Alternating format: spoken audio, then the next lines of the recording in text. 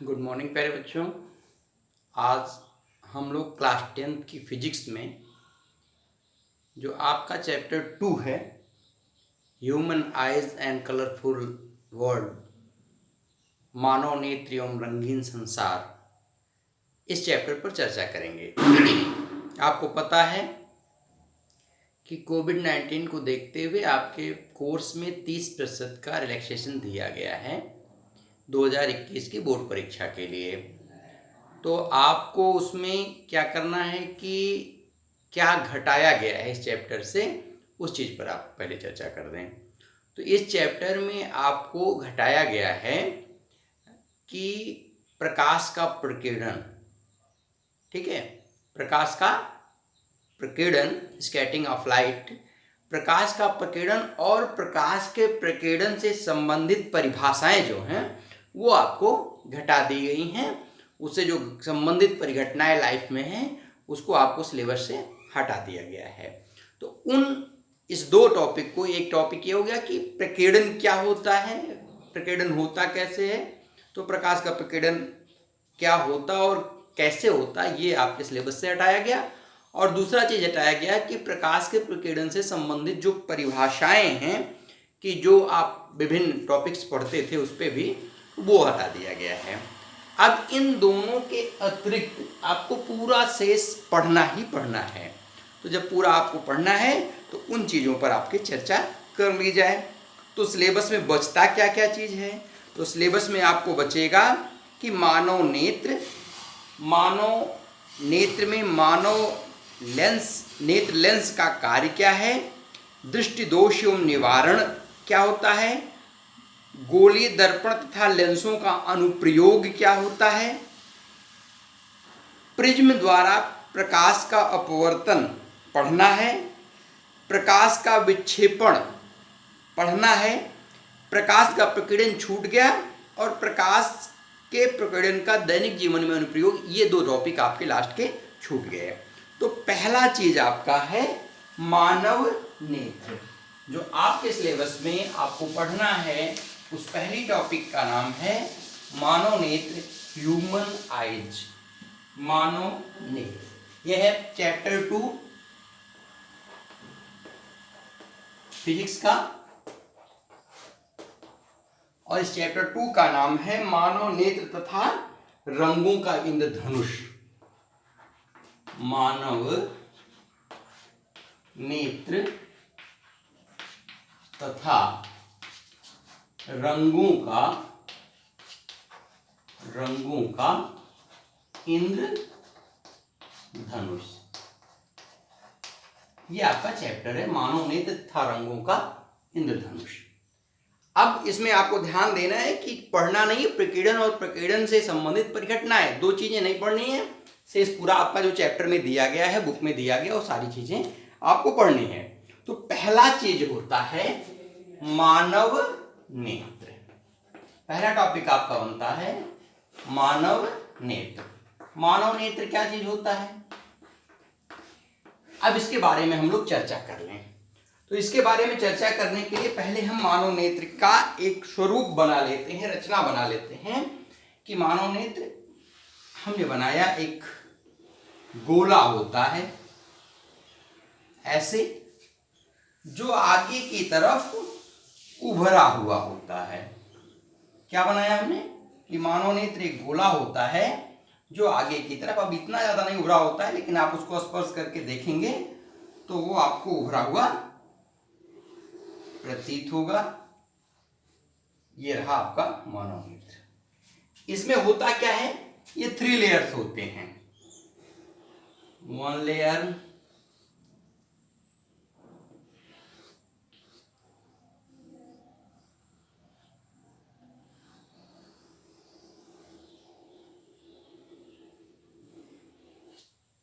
आप इसको देखते चलें, और ये तीसरा लेयर हो गया। ओके, अब इस लेयर का जो सबसे सामने का उभरा हुआ भाग होता है वो कुछ ऐसे होता है, ऐसे।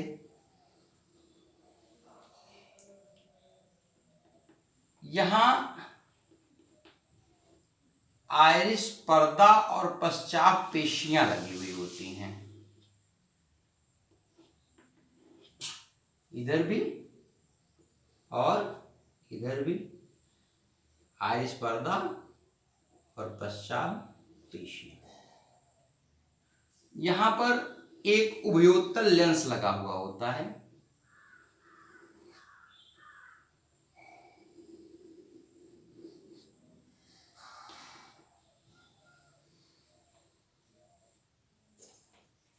ये उभयोत्तल लेंस लगा हुआ होता है, ये पेशियों के द्वारा इसमें टिका हुआ होता है।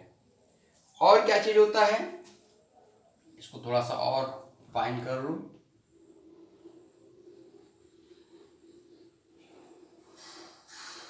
ऐसे।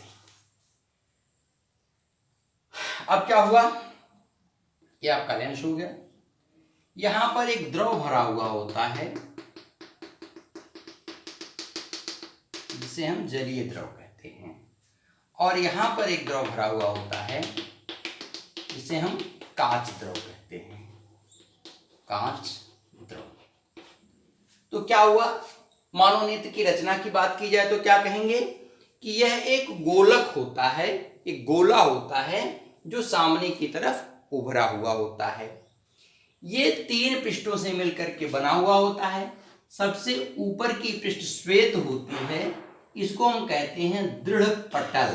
क्या कहते हैं, दृढ़ पटल। उसके बाद नंबर 2 की जो पटल होती है उसको हम कहते हैं कोराइट। कोराइट क्या, एक झिल्ली होती है ब्लैक कलर की। और जो सबसे अंदर की पटल होती है इसको हम दृष्टि पटल या रेटिना कहते हैं, रेटिना कहते हैं।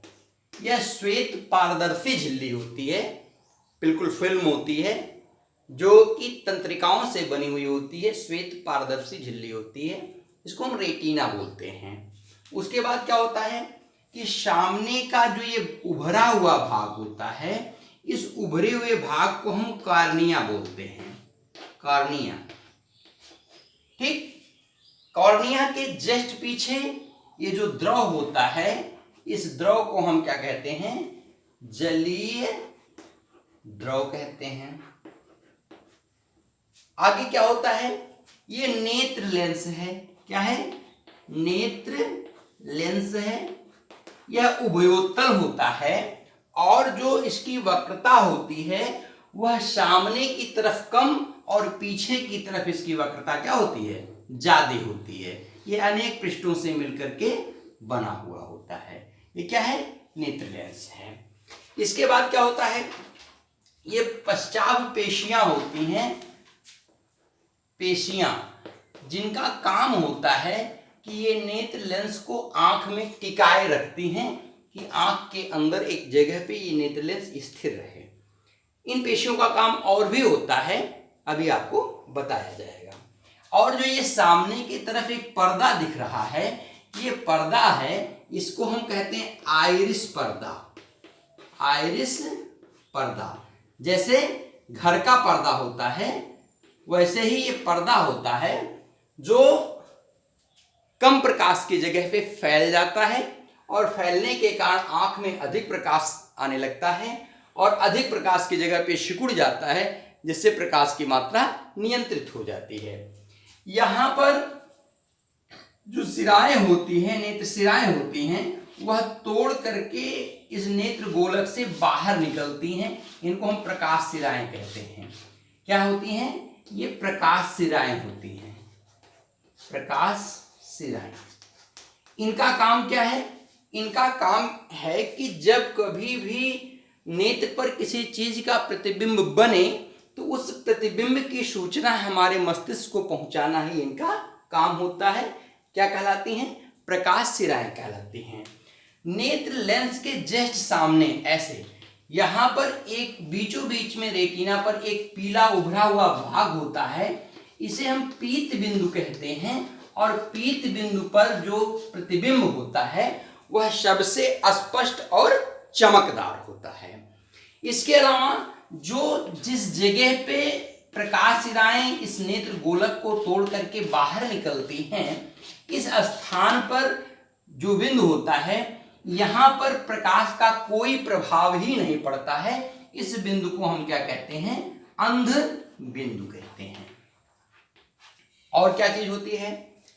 ये जो जलीय द्रव होता है, इस जलीय द्रव का औसत अपवर्तनांक 1.336 होता है। कांच द्रव का भी औसत अपवर्तनांक 1.336 होता है। पुस्तकों में लिखा गया है कि ये जो कांच द्रव है और जलीय द्रव है, इस कांच द्रव और जलीय द्रव का जो स्वाद होता है वह थोड़ा सा नमकीन होता है। और क्या चीज है? ये जो आयरिस पर्दा है, आयरिस पर्दे का काम क्या होता है कि आयरिस पर्दा अपने, जैसे आप ज्यादा प्रकाश के अंदर आ गए तो जब चमक आपकी आंखों में आएगी तो इसको क्या करता है? वो फैल जाता है, और फैल जाने के बाद जो नेत्र तारा होता है वो छोटा हो जाता है। और जब नेत्र तारा छोटा हो जाता है तो प्रकाश की सीमित मात्रा आंख के अंदर प्रवेश करती है। लेकिन जैसे ही अंधेरा या रात होती है तो अंधेरे या रात की दशा में क्या होता है? हमको प्रकाश की अधिक आवश्यकता होती है किसी वस्तु को देखने के लिए। यह आयरिस पर्दा फैल जाएगा और फैल जाने के बाद सिकुड़ जाएगा, और सिकुड़ जाने के बाद जो नेत्र तारा होगा उसका आकार बढ़ जाएगा। इसके अलावा ये जो आयरिस पर्दा होता है, इस आयरिस पर्दे का रंग ही आपके आंख के रंग को निर्धारित करता है। जो आयरिस पर्दा है, अगर वो आयरिस पर्दा नीला होगा तो आपकी आंखें नीली होंगी, वो काला होगा तो आपकी आंखें काली होंगी, वो भूरा होगा तो आपकी आंखें भूरी होंगी। जो हम विभिन्न नेत्र का कलर देखते हैं, वो जो नेत्र का कलर है वह आयरिस पर्दे से निर्धारित होता है। आयरिस पर्दे का रंग ही आपके आंख का रंग होता है। अब एक बार इस पूरे प्रक्रम को समझ लिया जाए सावधानी से। क्या होता है कि मानव नेत्र एक गोला होता है जो सामने की तरफ उभरा हुआ होता है। यह 3 परतों से मिलकर के बना हुआ होता है। पहली परत होती है दृढ़ पटल, जो सबसे ऊपर होती है, श्वेत होती है, मजबूत सबसे ज्यादा होती है। इसका काम है कि यह हमारे नेत्र का बाह्य आघातों से सुरक्षा करे, यानी बाहर से कोई चोट हमारे नेत्र गोलक को ना लगने दे। दूसरा पर्दा होता है कोराइड झिल्ली, इसको बोलते हैं। ये जो दूसरा परत है, ये परत काले रंग की एक झिल्ली है, जिस झिल्ली को हम बोल रहे हैं कोराइड झिल्ली। इस कोराइड झिल्ली का काम क्या है कि चूंकि जब प्रकाश नेत्र के अंदर प्रवेश करता है तो प्रवेश करने के बाद ये जो आपकी रेटिना, ये पतली झिल्ली होती है, वह प्रकाश इस रेटिना को क्रॉस करके कोराइड तक पहुंचता है। अगर ये कोराइड झिल्ली काले कलर की ना होती तो काले कलर की झिल्ली के ना होने पर क्या होता कि प्रकाश का आंतरिक परावर्तन होने लगता, और जो आंतरिक परावर्तन होता तो प्रतिबिंब स्पष्ट बन नहीं पाता, परिणामतः हमारी आंख किसी वस्तु को स्पष्टता देख नहीं पाती। इसलिए कोराइड झिल्ली का काम क्या है? यह काले रंग की झिल्ली है, यह प्रकाश का नेत्र के अंदर आंतरिक परावर्तन को रोक देती है, प्रकाश का अवशोषण कर लेती है। तीसरा जो परत होता है, सबसे अंदर का परत, इसको हम दृष्टिपटल या रेटिना बोलते हैं। इस दृष्टिपटल या रेटिना का ही काम है, यह तंत्रिका तंत्र से बना हुआ होता है। यह दृष्टिपटल या रेटिना जो होता है, इसी पर हमारी आंख द्वारा देखे जाने वाली प्रत्येक वस्तु का प्रतिबिंब बनता है, और उस प्रतिबिंब के बनने की सूचना प्रकाश सिराएं मस्तिष्क को पहुंचाती हैं। आगे की तरफ हम आ जाएं तो सबसे सामने जो हम इसको छू करके देखें तो यहां हमको क्या होता है? एक उभरा हुआ भाग दिखाई दे रहा है। ये देखो, इतना सा भाग क्या है? उभरा हुआ भाग है। आप खुद टच करके देखिए तो ये जो उभरा हुआ भाग है, यह कौन सी चीज है? यह कॉर्निया है। उभरा हुआ भाग कॉर्निया है। यह श्वेत होता है और पारदर्शी होता है, बिल्कुल शीशे की तरह आर पार प्रकाश आ जा सकता है। इसको हम कॉर्निया बोलते हैं। जब आप नेत्रदान करते हैं तो आपके आंख की पूरी गोलक नहीं निकाली जाती है, बल्कि केवल आंख की एक कॉर्निया ऊपर से छील के निकाल ली जाती है, और वही अगले की कॉर्निया में ट्रांसप्लांट कर दिया जाता है जहां जरूरत होती है। उसके बाद क्या होता है कि कॉर्निया के जस्ट पीछे जलीय द्रव होता है, जिसका अपवर्तनांक 1.336 होता है। यह जलीय द्रव स्वाद में नमकीन होता है। जो बीच में सबसे इंपॉर्टेंट चीज है उसको हम क्या कहते हैं? नेत्र लेंस कहते हैं। नेत्र लेंस की खासियत क्या होती है? उभयोत्तल होता है। उभयोतल होने का मतलब क्या है कि दोनों तरफ उभरा हुआ। लेकिन इसकी खासियत क्या होती है कि इस उत्तल लेंस की जो प्राइमरी सामने वाला जो पृष्ठ होता है वह कम वक्र होता है और पीछे वाला पृष्ठ जो होता है वो ज्यादा वक्र होता है। यह लचीला होता है, यह अपनी फोकस दूरी को परिवर्तित कर सकता है। इसके बाद क्या होता है कि इस लेंस को रोकने के लिए पश्चात पेशियां लगी हुई होती हैं, जो पेशियां इस लेंस को उसकी स्थान पर टिकाए रखती हैं। पश्चात पेशियों के आगे एक पर्दा होता है, इस पर्दे को हम आइरिस पर्दा कहते हैं। आइरिस पर्दे का काम क्या होता है? आइरिस पर्दे का काम होता है कि हमारी आंख में प्रवेश करने वाले प्रकाश की मात्रा को नियंत्रित करना। हमारी आंख में प्रवेश करने वाले प्रकाश की मात्रा को नियंत्रित करने पर, जैसे आप कहीं ज्यादा प्रकाश वाली चमक वाली जगह पे जाइए तो आइरिस पर्दा क्या होता है, वो फैल जाता है और प्रकाश की मात्रा को सीमित कर देता है। लेकिन अगर आप किसी अंधेरे कमरे में जाइए तो क्या होता है कि वो सिकुड़ जाएगा और जो आपका नेत्र तारा होगा वो बड़ा हो जाएगा और अधिक मात्रा में प्रकाश प्रवेश करेगा। इसके जस्ट पीछे, अच्छा, इसका अपवर्तनांक 1.44 होता है। क्या होता है कि इसका जो औसत अपवर्तनांक होता है वह 1.44 होता है। इसके जस्ट पीछे कांच द्रव भरा हुआ होता है, यह भी स्वाद में नमकीन होता है, अपवर्तनांक 1.336 होता है। और एक जो बिल्कुल आइरिस पर्दे इसके सामने, नेत्र लेंस के सामने एक बिंदु होती है, किस पर? इस रेटिना पर, दृष्टिपटल पर, कि जिस बिंदु पर प्रकाश सबसे ज्यादा संवेदनशील होती है नेत्र प्रकाश के लिए, और इसी बिंदु पर बना हुआ जो प्रतिबिंब होता है वह हमारे नेत्र को सबसे स्पष्ट दिखाई देता है। इस बिंदु को हम क्या कहते हैं? पीत बिंदु कहते हैं। जिस स्थान को तोड़ करके प्रकाश सिराएं मस्तिष्क को जाती हैं उस स्थान पर प्रकाश का कोई प्रभाव पड़ता ही नहीं है, इस बिंदु को अंध बिंदु कहते हैं। एक शब्द और आता है नेत्र तारा। नेत्र तारा क्या चीज होती है? नेत्र तारा, जब आप आंख को ध्यान से देखोगे तो आंख में एक छोटी सी पार्ट, जो काला वाला पार्ट है, उसमें एक बहुत छोटा सा पार्ट होता है जो घटता और बढ़ता है। तो जो घटता और बढ़ता है छोटा सा पार्ट होता है वो यही नेत्र तारा है, जो आइरिस पर्दे द्वारा दिया गया रास्ता है, जो कि हमारे आंख के अंदर प्रकाश को अंदर जाने के लिए रास्ता देता है। वही जो छोटा सा रास्ता है उसी को हम नेत्र तारा कहते हैं। गांव में उसको आदमी पुतली या कुछ ऐसे शब्द का प्रयोग करता है। छोटा, जो सबसे छोटा ब्लैक वाले पार्ट में जो सबसे छोटा है उसी को हम क्या कहते हैं? नेत्र तारा कहते हैं। तो ये हो गया मानव नेत्र। और मानव नेत्र में क्या क्या होता है, कैसे होता है, ये सामान्य सी बातें हो गई। अब नेत्र का काम है देखना, तो अगला टॉपिक आपका है कि हम मानव नेत्र से कैसे देख पाते हैं, हमारे देखने का काम कैसे होता है, ये टॉपिक हम अपनी चर्चा करते हैं। तो अगली टॉपिक आपकी हो गई नेत्र से देखना। नेत्र से स्वाद तो लिया नहीं जा सकता है, लेकिन टॉपिक है नेत्र से देखना। अब देखो नेत्र से देखा कैसे जाता है। जब भी कोई वस्तु नेत्र के सामने होती है तो चलने वाली जो प्रकाश किरणें उस वस्तु से होती हैं वह हमारे आंख की कॉर्निया पर पड़ती हैं, एकदम ऊपर वाले भाग पर। कॉर्निया पर पड़ने के बाद यह नेत्र लेंस में प्रवेश करती हैं और नेत्र लेंस उन किरणों को, उन प्रकाश किरणों को जो दृष्टिपटल होता है, रेटिना पर होता है, उस पर फोकस कर देता है और हमारे आंख द्वारा उस वस्तु का उल्टा प्रतिबिंब हमारी रेटिना पर बन जाता है। मस्तिष्क उस उल्टे प्रतिबिंब को अपने द्वारा सीधा करके देख लेती है। यह हमारे नेत्र से देखने की प्रकृति हो गई। अब अगला टॉपिक है नेत्र लेंस की फोकस दूरी तथा समंजन क्षमता। अब नेत्र लेंस की फोकस दूरी, पहला टॉपिक आप ले लीजिए, नेत्र लेंस की फोकस दूरी।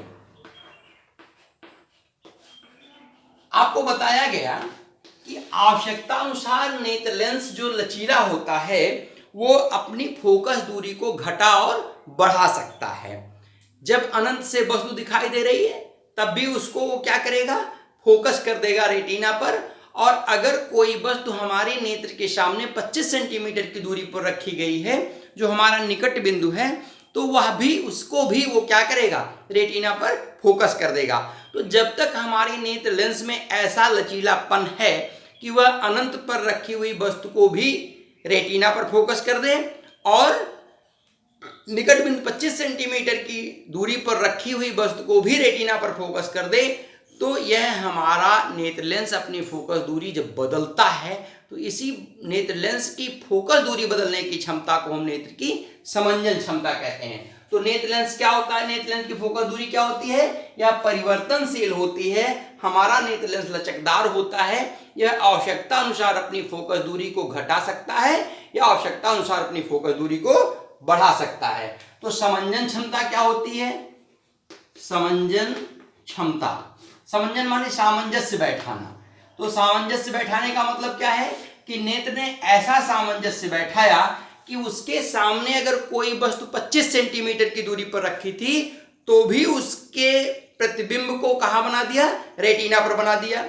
और अगर वह अनंत पर बहुत दूरी पर रखी हुई है तो अनंत पर रखी हुई वस्तु के भी प्रतिबिंब को रेटिना पर बना दिया। क्यों? क्योंकि नेत्र का जो नेत्र लेंस है उसकी फोकस दूरी परिवर्तनशील है। तो नेत्र लेंस द्वारा आवश्यकता अनुसार फोकस दूरी में परिवर्तन कर लेने की क्षमता को ही नेत्र की समंजन क्षमता कहते हैं। तो क्या कह देंगे आप, नेत्र लेंस द्वारा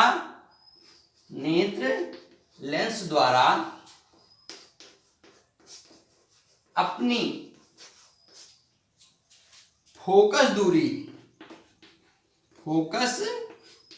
दूरी को परिवर्तित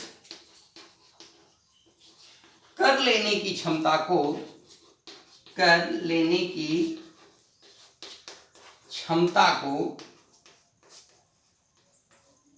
को नेत्र लेंस की समंजन क्षमता कहते हैं।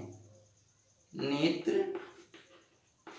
लेंस या नेत्र की समंजन क्षमता कहते हैं। ये आपका क्वेश्चन 1 नंबर का बनेगा। अब इसी समय आप एक चीज और जान लीजिए कि दृष्टि परास क्या चीज होता है। परास माने होता है रेंज, उसकी अंग्रेजी क्या होती है, रेंज, कि किस रेंज तक हम देख सकते हैं उसी को हम क्या कहते हैं, दृष्टि परास कहते हैं। तो अगला टॉपिक आपका होता है दृष्टि परास। दृष्टि परास क्या चीज होता है कि हमारी आंख की रेंज क्या है, हम कहां से कहां तक देख सकते हैं। तो हमारा जो निकट बिंदु होता है वह नेत्र से 25 सेंटीमीटर की दूरी पर रखी हुई किसी वस्तु को हम बिल्कुल सरलता और स्पष्टता से देख सकते हैं अगर हमारी आंख में कोई कमी नहीं है। तो 25 सेंटीमीटर निकट बिंदु हो गया और अनंत पर रखी हुई वस्तु दूर बिंदु हो गई। तो यानी कि हमारे देखने की क्षमता कहां से कहां तक की हो गई, 25 सेंटीमीटर से लेकर के और अनंत तक। तो दृष्टि परास क्या होता है कि एक स्वस्थ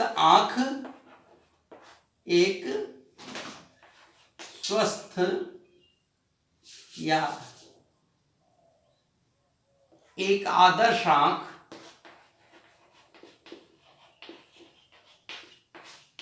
आंख से 25 सेंटीमीटर दूरी से लेकर 25 सेंटीमीटर दूरी से लेकर अनंत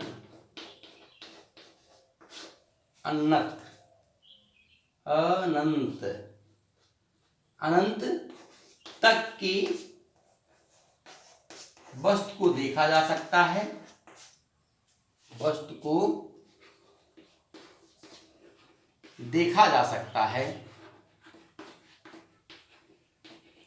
है, अतः दृष्टि परास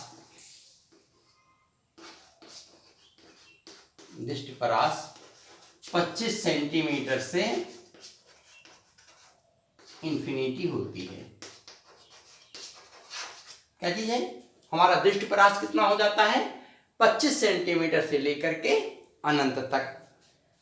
अब अगली टॉपिक आपकी आ जाएगी, इसी में आप जान लीजिए कि नेत्र का दूर बिंदु क्या होता है और नेत्र का निकट बिंदु क्या होता है।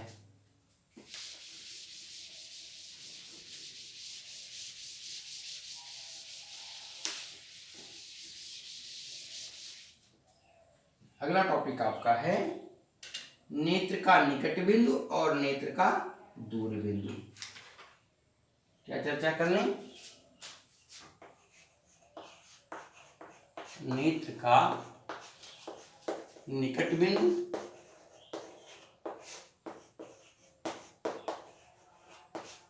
और नेत्र का दूर बिंदु, इन दोनों बातों पर चर्चा कर लेते हैं। नेत्र का निकट बिंदु क्या होता है कि जब हम किसी वस्तु को हम अपनी आंख के समीप लाते हैं तो एक ऐसी स्थिति आती है कि जिसके बाद हम अपनी आंख की समंजन क्षमता का प्रयोग करके भी उस वस्तु को स्पष्ट रूप से देख नहीं पाते हैं। वह न्यूनतम दूरी कि जहां तक हम वस्तु को स्पष्ट रूप से देख सकते हैं हमारे नेत्र का निकट बिंदु कहलाता है। तो क्या कहेंगे कि नेत्र से वह न्यूनतम दूरी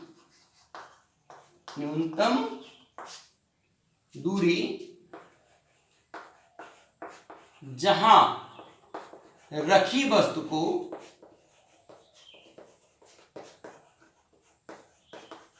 स्पष्ट देखा जा सके,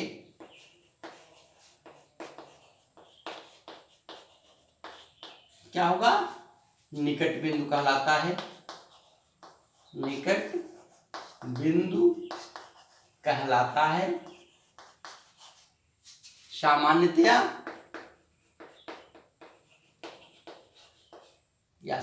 सब छोड़ दीजिए, कहलाता है। यह 25 सेंटीमीटर होता है। 25 सेंटीमीटर होता है, यानी कि हम अपनी आंख से निकटतम 25 सेंटीमीटर की दूरी पर स्पष्ट किसी वस्तु के प्रतिबिंब को देख सकते हैं। तो हमारा निकट बिंदु कितना हो गया? 25 सेंटीमीटर हो गया।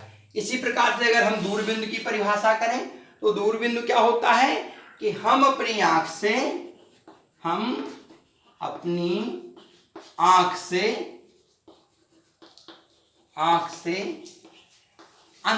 इंफिनिटी पर रखी वस्तु को सरलता से देख सकते हैं। अतः दूर बिंदु अनंत पर होता है।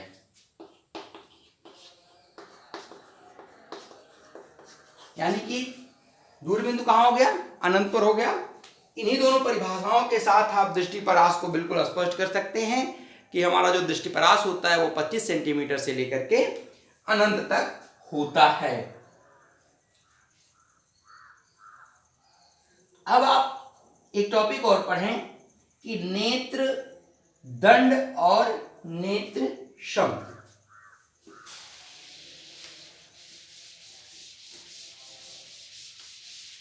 अगली टॉपिक आपकी हो गई नेत्र दंड और नेत्र शंख।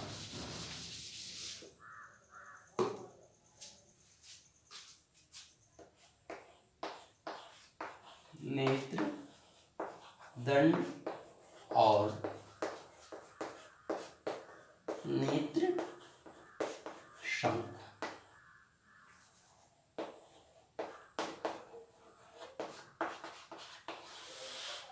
देखिए, जो आंख की रेटिना होती है, जो मनुष्य के आंख की रेटिना है, वह आंख की रेटिना दो प्रकार की कोशिकाओं से बनी हुई होती है। एक प्रकार की कोशिका होती है शंक्वाकार और एक प्रकार की कोशिका होती है दंडाकार। तो जो दंडाकार पेंसिल सेल होती हैं, उन सेल का काम है कि आंख का प्रकाश के प्रति सुग्राही बनाना, यानी प्रकाश की क्षमता और प्रकाश का अनुभव हम अपनी आँख में दंडाकार सेलों द्वारा करते हैं, जबकि शंक्वाकार सेलें जो होती हैं वह प्रकाश के रंगों के लिए सुग्राही होती हैं। तो हमारी आँख में दो प्रकार की सेलें पाई जाती हैं, एक दंडाकार सेल होती है, एक शंक्वाकार सेल होती है। कहाँ पाई जाती है आँख में? आँख की रेटिना पर पाई जाती है, दृष्टिपटल पर पाई जाती है। तो आँख की रेटिना में दो प्रकार की सेल होती है, एक दंडाकार सेल होती है और एक शंक्वाकार सेल होती है। तो जो दंडाकार सेल होती है वह प्रकाश के सुग्राहिता के लिए, माने प्रकाश की तीव्रता को देखती है, और जो शंक्वाकार सेल होती है वो हमको रंगीन चीज़ों को दिखाई देती है। रंगीन चीज़ें जो होती हैं वो हमारी आँख में दिखाई देती हैं। अब चीज़ें जो मुर्गा होता है उसके अंदर आँख में दंडाकार सेलों की मात्रा थोड़ी कम होती है।